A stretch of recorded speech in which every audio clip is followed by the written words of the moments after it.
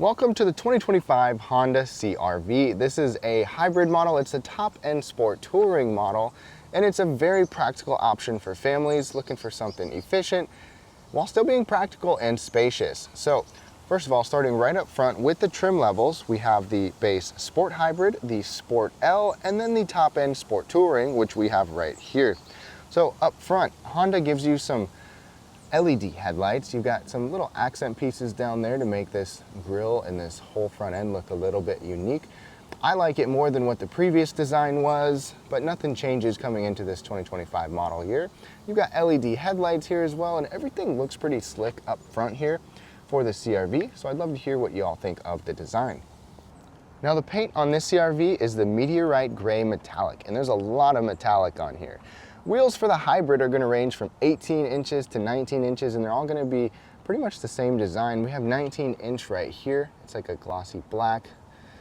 And then the CR-V dimensionally stays fairly compact. It's 185 inches, which is bigger than it used to be, but it's still a compact SUV and incredibly spacious on the inside. It also gives us about 7.8 to 8.2 inches of ground clearance, 8.2 with the all-wheel drive model, and that is pretty good while still being efficient.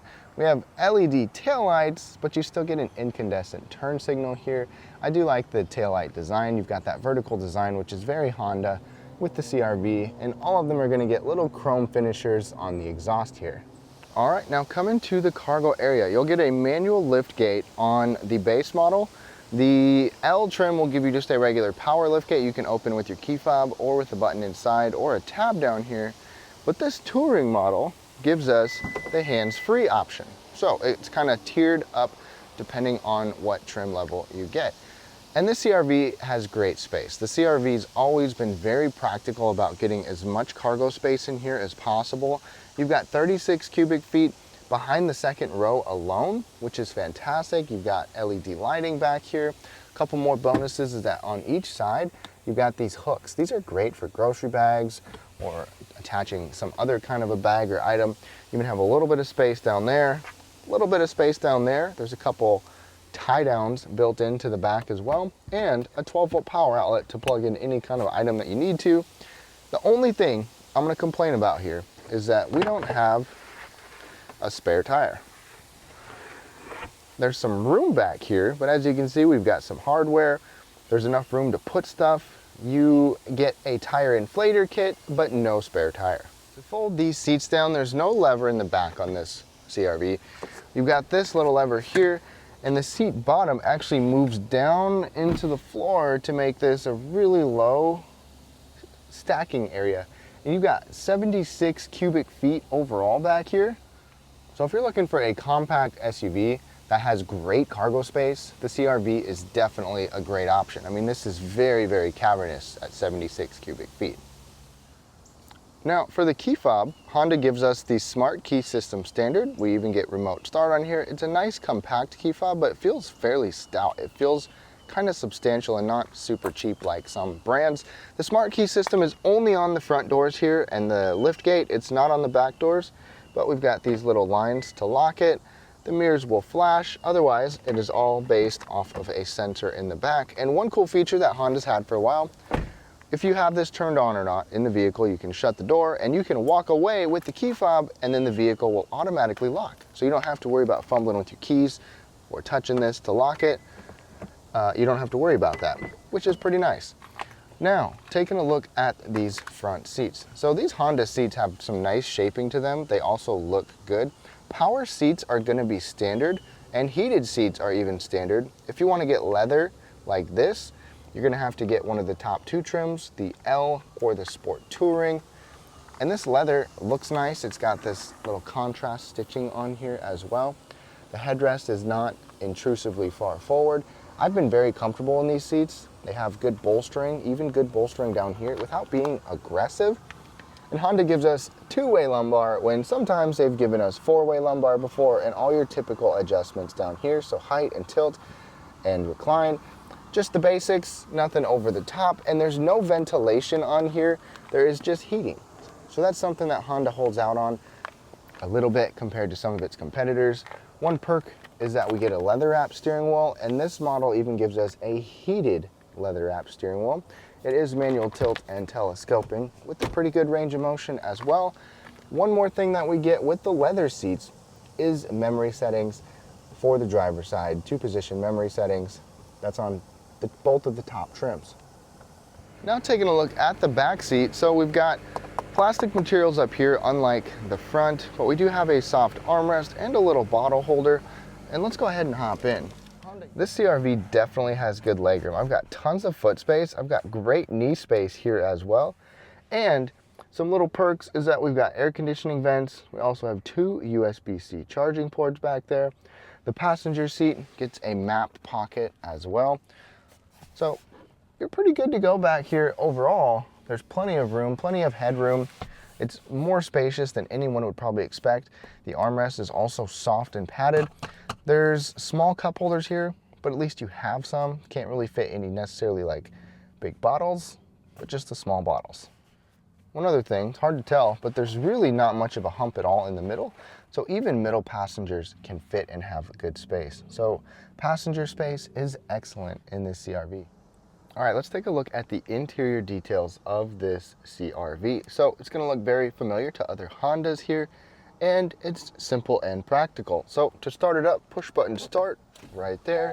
As a hybrid, the engine may not always start up. It did on this one, but it will say EV in the corner if the engine's not running, and it will say ready right there, so you know the engine is on, or so you know the vehicle's ready to drive, even if the engine isn't running. But over here on the door, we've got a mix of nice materials here, kind of unique trim. It's a plasticky piece, but it is a nice looking trim. A good size grab handle and a pretty good size armrest as well that your elbow's not gonna fall off of. And then down here, you've got kind of split storage, and it doesn't go very far back over there. My big bottle doesn't necessarily fit in there either. Not a big deal. Most vehicles don't accommodate something like that. Just got a couple buttons over here, traction control, and to open up your lift back. And then we've got this honeycomb style like we saw in other Hondas here. It's kind of unique. It's your air conditioning vents, but right in front of us, steering wheel controls. Everything is pretty simple. You control your main display up there, your gauge cluster, with the buttons over here. There's not a whole lot to move or to adjust. So all of them are going to give you a 7-inch display right here. You can press the steering wheel to go through all of these different buttons, or all of these different pieces of information. So there's quite a bit that you can see, but it's only on this little side section over here. Gauge display settings, this is where you can choose what all pieces of information. So look, just how much stuff you can see on here. Let me go back to my range and fuel. The whole time I've had it, with a little bit of stop and idling, 35.5 miles per gallon. So not too bad, not as good as the estimates say, but still pretty good overall. Obviously, supposed to be good being a hybrid. And then we've got our driver assist features over here, your radar cruise control distance. You can do your lane centering technology right there. And our Sport Touring model gives us rain sensing windshield wipers. So one thing that Honda does not give you in here in the CR-V is a head-up display. Obviously more of a high-end feature. Some models offer that, or some different brands offer that, but you won't find it here in Honda. And then one thing that differentiates the trims is that the base model is going to give you a 7-inch display. This is the 9-inch display on the top 2 trims. The base model will not give you wireless Apple CarPlay and Android Auto. It's got to be wired in, and it'll give you less speakers, smaller sound system. But the top 2 trims give us wireless Apple CarPlay and Android Auto. They will also give us HD radio, Sirius XM. We get navigation on the top Touring model. So just a few things to top it off. We also have a Bose sound system in the Touring model. Even the L model, the mid trim, will give you an upgraded sound system compared to the base model. So something to keep in mind with that.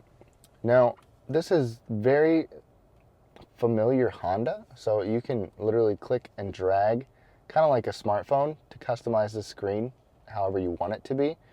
You can have things set up in different areas, different orders. I like this whole power flow tab right there because you can see what your current range is, and you can see where all the power is going, whether the battery is powering the wheels, or you're getting power from the battery, or you're getting power from the engine. It's kind of fun to watch, and you can really dial in your MPG if you're paying attention to that.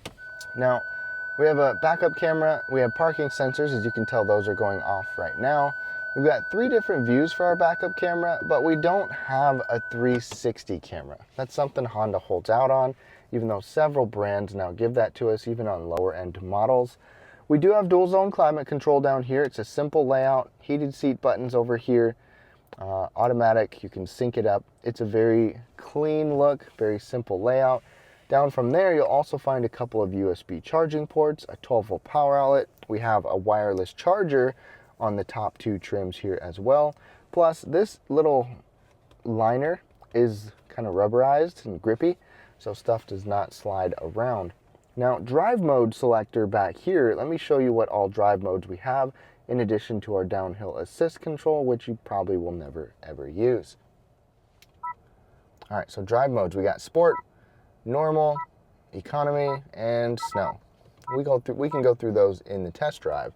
And then we also have electronic parking brake, a brake hold button. I like having both of those. And then cup holders, they're right next to each other. So if you have something with a handle or something a little wider, it doesn't work all that well, but this still fits in here. This one bottle fits in here pretty well. Now, unlike the front area, that part of the console, this does not have grip. This is just plastic. I haven't really put anything there because of it. And then this armrest, this is soft. It doesn't move forward and backwards, but when you lift it up, you've got this little movable tray on top. Otherwise, it's a pretty big bin, and it even comes with some money inside of it. Now, right over here, we have a locking glove box. It's always good to see the option to have that locking. Typical average size glove box. Overhead, automatic dimming rearview mirror. This is on the top 2 trims. You'll get a regular old flipping mirror on the base sport hybrid. Sunglass holder here. A moonroof, a standard size moonroof, is actually standard on every trim. There's no big panoramic roof in the CR-V. So the Honda definitely doesn't have as many high-end features as some other brands are now offering. They don't want to step on Acura's toes, but it's still got plenty, and it's efficient. All right, y'all, we are now on the road with this CR-V, and first thing, let's talk about the powertrain. This hybrid model, all the different hybrid trims get the same hybrid powertrain. It gets you 204 horsepower total, coming from a 2-liter 4-cylinder paired with 2 electric motors, as well as their lithium-ion battery pack. Obviously a small battery, but that's what powers those electric motors, and it's fairly efficient. So miles per gallon with front-wheel drive is going to be 40 mpg combined, and with all-wheel drive, it's 37 mpg combined. So the CR-V can definitely get good efficiency. I have gotten 35.5 miles per gallon in my time with all-wheel drive. And speaking of front-wheel drive, all-wheel drive, the bottom 2, the Sport Hybrid and the Sport L, will come standard with front-wheel drive, and then this Sport Touring comes standard with all-wheel drive. You can option up to all-wheel drive on those other ones, but this one is only all-wheel drive, so keep that in mind. Now, another note is that this has Honda sensing, their safety features. We've got radar-based cruise control, lane keeping technology, lane centering technology that works well. We also have blind spot monitoring. You've got the headlights that will go between dim and bright, emergency braking, both front and to the back. So you've got a lot of safety features all around standard with this Honda sensing. Now, first impressions with the hybrid is that this hybrid setup has been very smooth. So sometimes the way the hybrids work is that the gas engine turns off and turns on as needed, depending on how much power you need. The electric components will work by themselves at times, they'll work together at times, but when the gas is off and the engine turns on, like let's say I accelerate, it's just electric power, and then I'm going maybe 15 miles an hour, the gas engine turns on, it is very smooth. There's no jerk or shudder like there has been on some hybrids in the past, but this CR-V is very, very smooth. On the interior here, I like the interior. It's simple. You don't have as much of the high-end fancy features, but it is a very practical Honda interior, and there's really nothing to complain about except maybe a lack of a couple features. but that's not even an issue. I honestly think you should go for the lower trim levels of this hybrid, because this sport touring doesn't really entice you with much in terms of features for the price compared to some other models. But we'll get into the test drive. So right off the bat here, I'm accelerating. It's just in EV mode. It tells me down there. So if you lay low on the accelerator, it's going to keep you in EV mode more. Once I got to about 20 miles an hour, the engine turned on, and you probably didn't even notice it. It's just so smooth. And this steering wheel is super supple. Now, with this hybrid powertrain, now that we're up to speed, depending on how much power you need or how much you're pushing on the throttle, it might be gas power or electric power or both. The power meter right there shows that we do have power coming from the engine, but I just let off the accelerator, and I'll bet you that we go to just pure EV mode. When you're coasting like this, sometimes it'll be just EV. Like right now it is just EV, it says so down there. Sometimes a gas engine will keep running to keep the battery charged, because the battery does not need to be charged by you. The vehicle charges it by itself with methods of braking and coasting using the engine. And these paddle shifters actually give us regenerative braking. So if I press this, there's multiple levels of regenerative braking. The negative paddle shifter, it is slowing me down. I haven't touched the brake until just now. So the vehicle will use its regenerative braking to not only slow you down, but help recharge the battery, thus giving you more electric power and being more efficient. Now we're just gas right now, or gas and electric. And I'm gonna go ahead and stomp on it. We're in normal mode, pedal down.